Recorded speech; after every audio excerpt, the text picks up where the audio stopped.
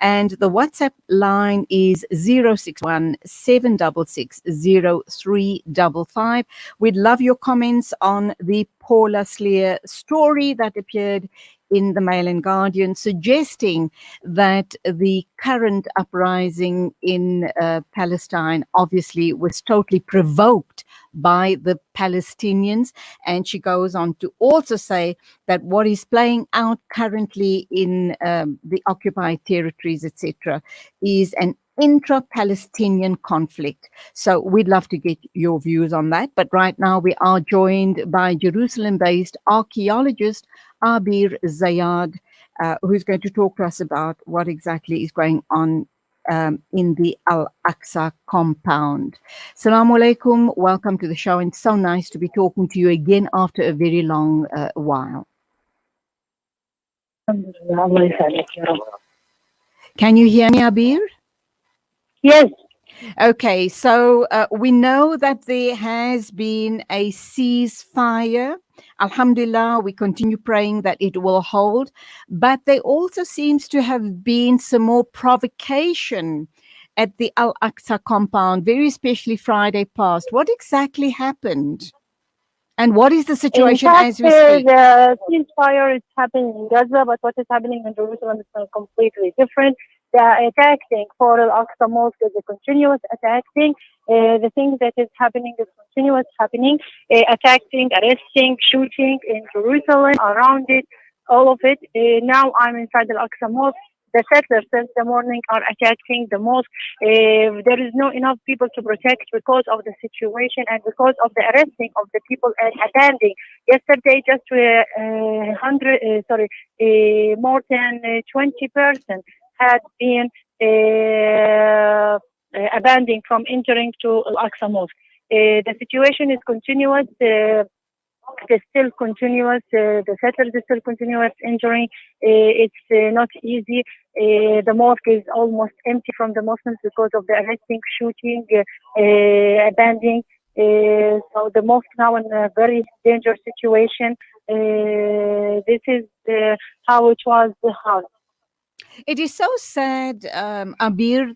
The rest of the world, myself included, when we heard about a ceasefire, we just assumed that it was a blanket ceasefire which covered the Al-Aqsa compound as well. And now I'm shocked to hear that the atrocities are still being perpetrated there, and that it seems as if almost all of the Muslims in the area have been prevented from entering. And because, of course, they're afraid of their well-being, they're just not going to pray at the Al-Aqsa compound. What do you believe needs to happen for this harassment to stop in the Al-Aqsa compound?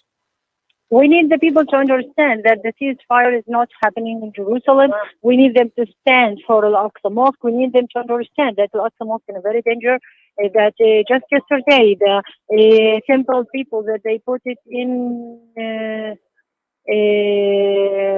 temple mountain, people have put in the picture of the Dome of the Rock, and they write on it that they do not need to destroy building in Gaza. All what is needed to destroy only one building in Jerusalem, which is Al-Aqsa Mosque.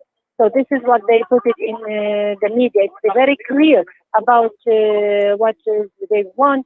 And we as a Muslim, we as a humanity, we need to understand what they are going to do and to destroying Al-Aqsa Mosque and the temple. It's very important to stop this and to... Okay, Abeer, you're breaking up. Yes. If you just want to, try and turn around so that I don't lose you. What I fail then to understand is, why do the perpetrators put out a notification like that? Because obviously Al-Aqsa is close to the hearts of not only Muslims, to Christians and Jewish people alike.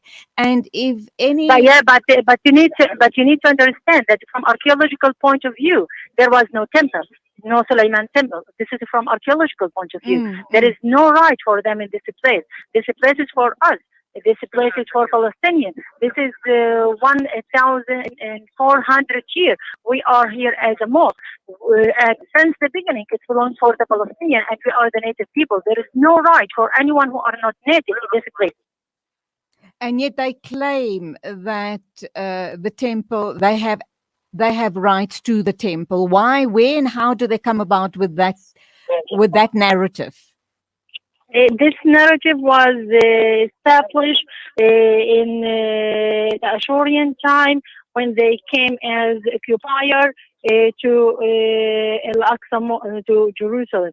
This is what was happening, and this is just a narrative to give a certification for the occupation to occupied us. There is nothing for them here. There is and will not be nothing for them here. There was no temple for Suleiman here. This is by archaeology, and this place is just for the native people, who are the Palestinians. How real is the threat to Al-Aqsa? Do you think that they would carry out the threat to bomb the compound? They don't care. They tried to bomb it before, and they will try again. It's what can protect the mosque is just the people who are with us, who standing with us to stop this violence, to stop this apartheid that we are living in. What can we as the international community do? Where and how much more pressure do we need to exert for that atrocity not to be carried out? Boycott Israel. This is first. Speak loudly about humanity, about the situation. Speak loudly to give us the freedom and to stop the apartheid system on us.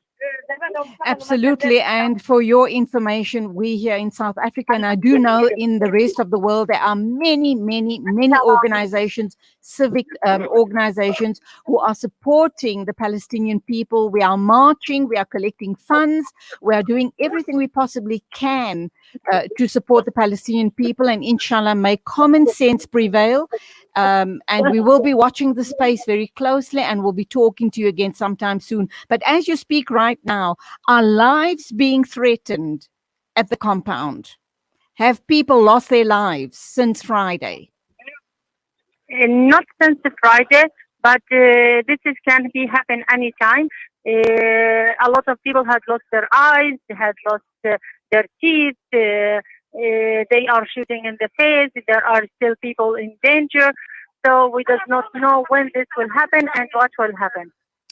All right, we'll leave it there. Continue with your stance. We are supporting you in mind, body, soul, and spirit, inshallah.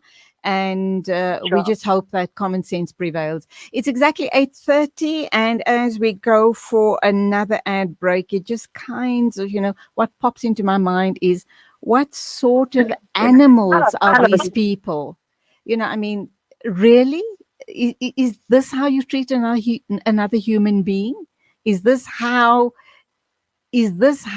you put yourself in a position of power through all of your state-of-the-art armaments?